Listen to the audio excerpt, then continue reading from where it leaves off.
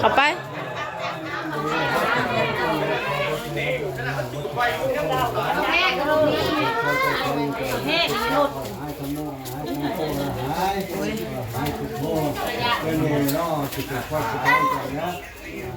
คนเลือดเลือดจังตายคืออยู่แล้วตายไปแล้วให้เป็นว่าความบอกมันเนี่ยทำมันเป็นคำพระพุทธเจ้าบอกไปแล้วให้เค็ดให้ยำเด้อว่าปีนี้เป็นไงคือไอ้นี่มันวันนี้มันยืนให้ร่ำกันด้วยมันยืนเบิ้ลให้เตรียมให้เต้าบอกวันนี้รอยพันรักษาเอาซาตุกันโอ้เรียกบาท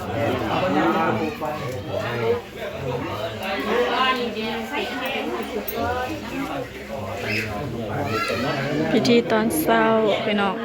ผูกแขนเอิดเอาขวัญเนาะเพราะว่าแม่แก้วเพิ่นก็ผ่านการผ่าตัดมาเนาะผูกแขนเอาขวัญอยู่ดีมีแฮงหายเจ็บหายไข้หายโรคหายภัยหายพยาธิโรคคาบอันนี้พี่น้องเอ้ยปีใหม่อยู่ดีมีแฮง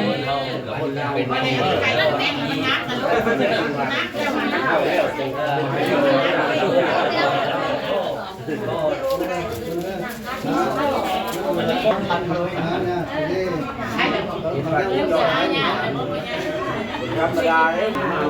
ยายต้องเงินยายไม่แหละแต่งน้องมาเขาขายเนาะ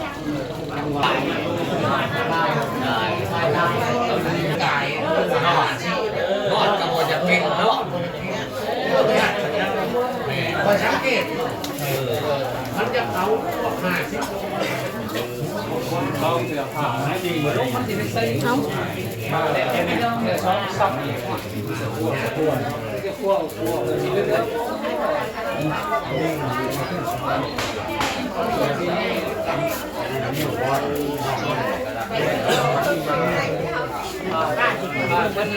เอาลงไปเลยนะ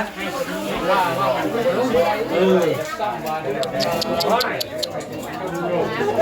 นั่งอยู่นั่งยังปวดอยู่หรอแพทย์เขาไปยังไงลงมันมี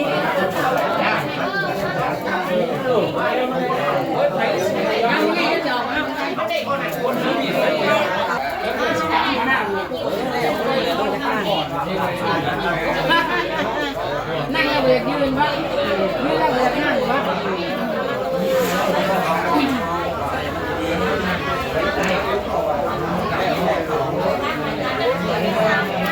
ฮะผูกแม่เจ้าตะผูเตาตะผูให้ลูกให้ร้านแน่นั่นผูไปผูแก่ตะผูก็คือลูกให้ร้านแน่ก็มาถึงเรื่องอะไรอีกนะเอามาดูไปโรงพยาบาลถูกแล้ว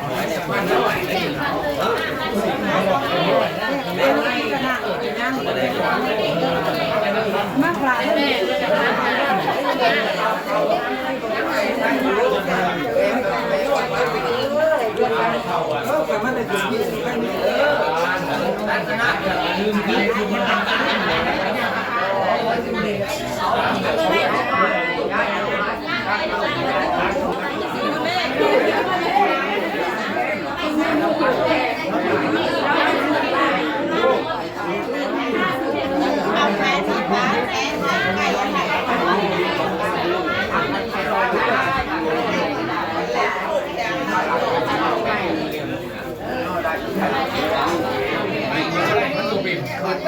จับกับสูงลงยังหมดลองแก้วคนนั้นเงินแก่เขาว่าบ้านแก่มาลงไง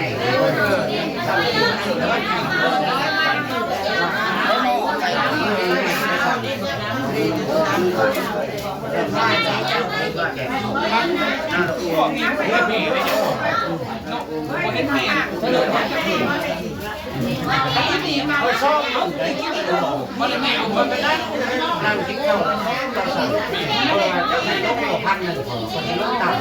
เพราะว่าใดมาส้ม2-3 บาทกินอะไรกันแล้วลงไปน้ำมันเอาเยอะแล้วพอลงแล้วเอาเราเขาก็ลงสั่งไอ้ผมแม่เนี่ยพอก็ได้เลยก่อนลึกอีก กว่าสอง60แก้วคอยเอา500 บาทคุณนี่ให้พันหาของเมียก็ลงมาเมื่อเราโอ้ก็หลับมันจะยากนี่นะโอ้ก็ได้หลาย นี่ร้านเขาไม่ลูกไปบ่ได้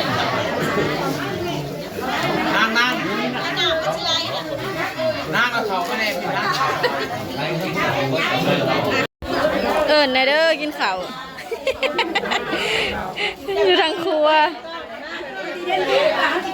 กินข้าวพี่น้องมีลาบเป็ดแล้วก็ลาบซีนมีต้มเป็ด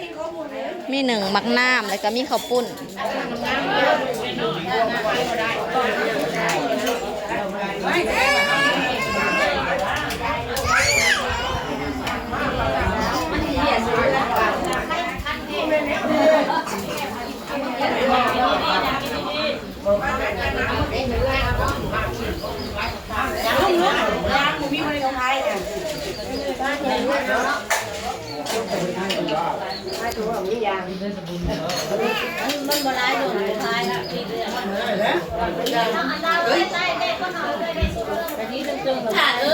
ผ้าขาวแน่ผ้าหนึ่ง